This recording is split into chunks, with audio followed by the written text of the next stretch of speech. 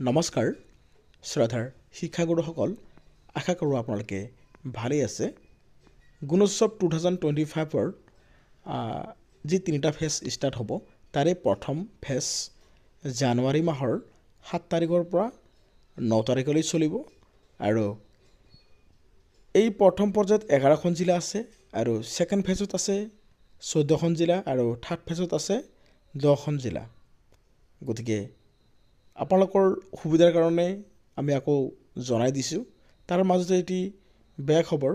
গুণোৎসৱ বৰ্জনৰ কাৰণে শিক্ষক শিক্ষাৰ্থীসকলে বিশেষকৈ তেওঁলোকে সিদ্ধান্ত গ্ৰহণ কৰিছে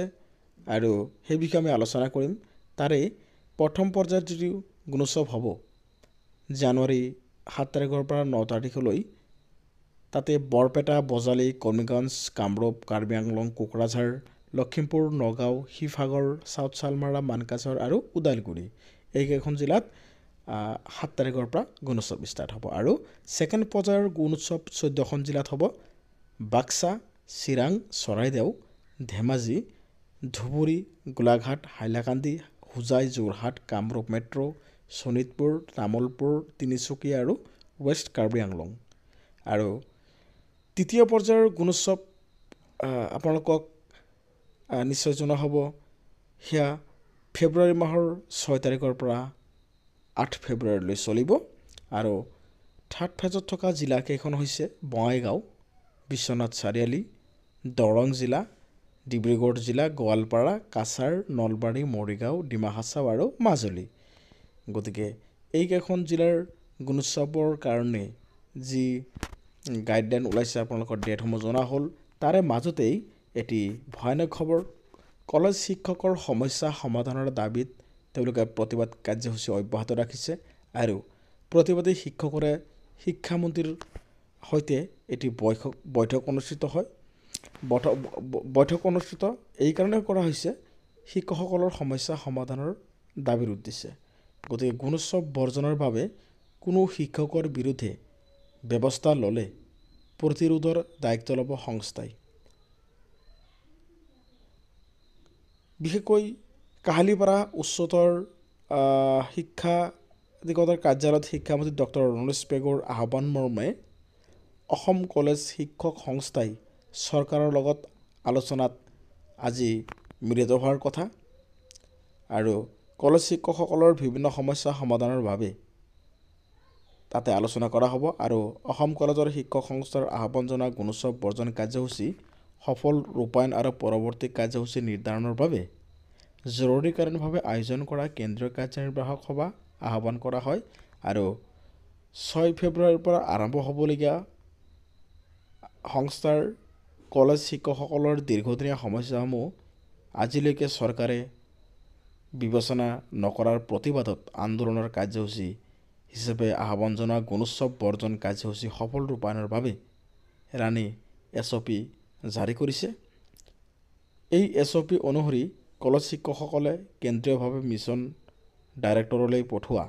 পত্ৰখনৰ প্ৰতিলিপি অসম কলেজ শিক্ষক সংস্থাৰ মুঠ 21টা মণ্ডলৰ প্ৰতিটো মণ্ডলে নিজ নিজ জিলাৰ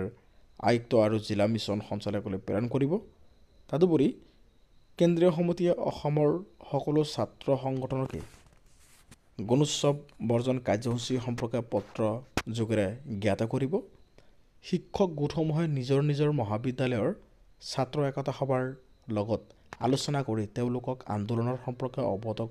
কৰিবলৈ সিদ্ধান্ত গ্ৰহণ কৰে আৰু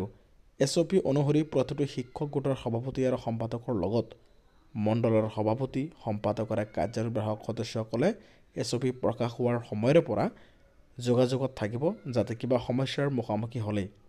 তাৎক্ষণিকভাৱে কেন্দ্ৰীয় সমিতিৰ লগত যোগাযোগ কৰিব পাৰে যিকোনো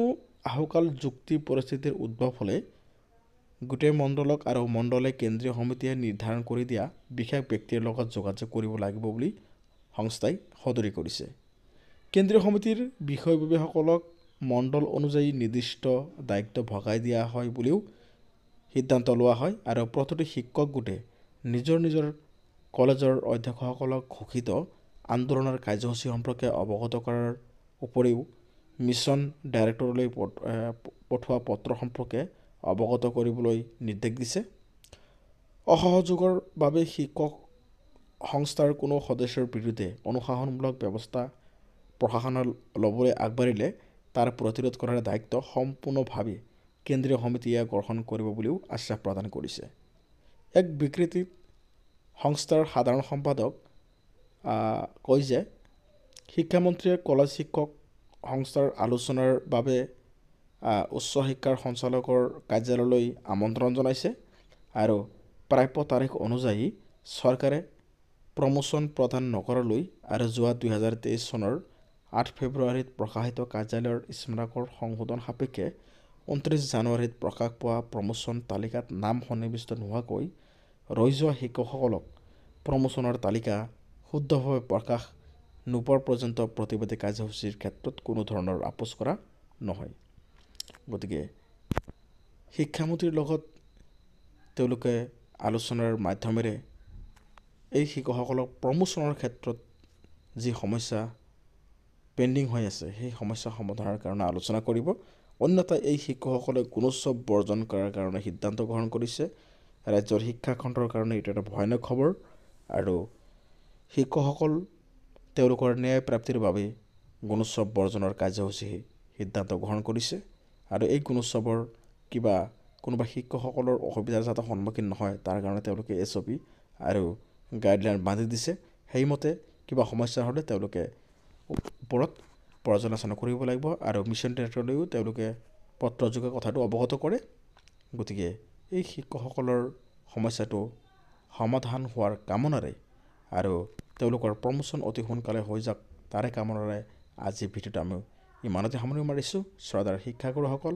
আশা কৰোঁ আমাৰ চেনেলটো আপোনালোকে ছাবস্ক্ৰাইব কৰিবলৈ নাপাহৰিব।